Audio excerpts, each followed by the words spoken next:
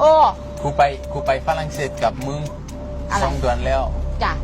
2 เดือนแล้วกูไปฝรั่งเศสกับมึงจ้า3 เดือนแล้วโอ้เอ๊ะห่วย3 เดือ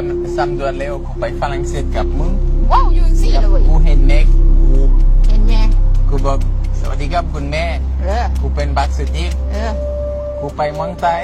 7 ปีแล้วกูอยู่กับนางดีเป็นไม้เนี่ยกูว่าฝรั่งเศสบ่เป็นกูลืมคิดฮอดฝรั่งเศสมากอยากไปฝรั่งเศสไปหาแม่พ่อน้องชายน้องสาวคุณยาย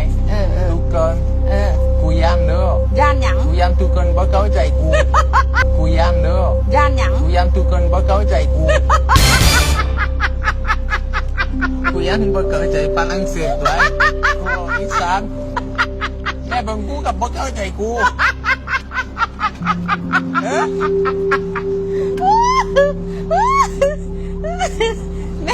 แม่เบิ่งให้สติ๊กบ่แม่เบิ่งแล้วกับแม่ว่าจังไหนเลยหัว